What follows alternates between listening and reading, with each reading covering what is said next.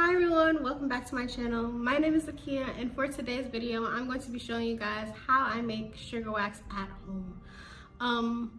As you guys know, I'm in Mexico currently, and I've been searching for sugar wax for like a month now, and I can't really find it. And the one that I can find, the shipping is so expensive, so I'm like, I'm gonna make it by myself.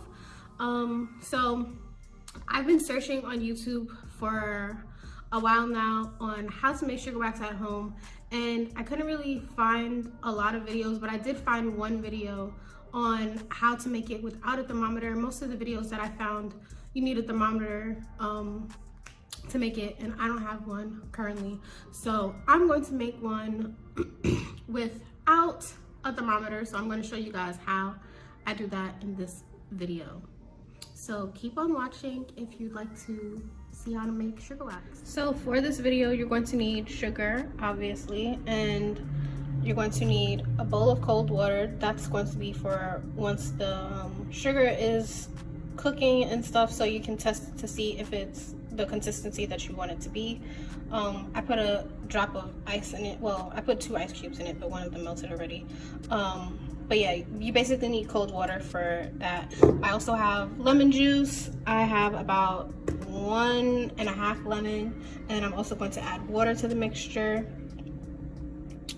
Okay, so I added the water and the the lemon juice, and now I'm just going to stir it just a little bit before I turn it on.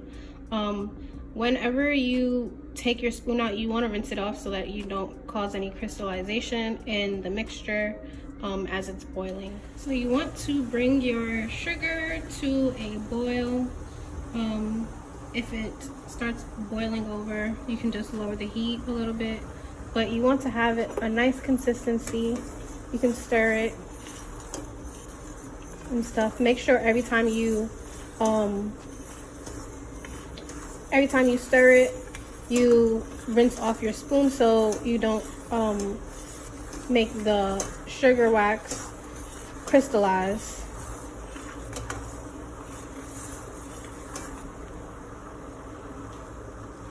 I'm going to lower my heat a little bit. As you can see, the sugar is becoming a nice golden color, and it's also bubbling. Make sure you have a nice good size saucepan so that it doesn't bubble over as it starts to, cook. So now it's this nice golden color. I'm going to take a little bit and test it in my water.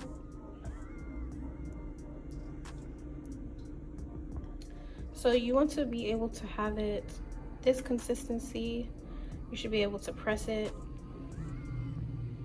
and stuff and mold it how you want it to be. It's kind of getting sticky because it's wet, but when it's not wet, it's going to be the right consistency that I want it to be. So I'm going to turn off my stove, and I'm going to allow it to cool, and then I'm going to pour it into a container so that I can wax myself. This is what your wax should look like when you're finished. Just nice golden brown color. I'm going to let it cool now, and I'm going to put it in a container. Okay, so the wax has cooled, and this is the consistency that it is now. It is perfect for waxing. So I'm going to make another video showing you guys how I wax my legs with this. So stay tuned for the next video.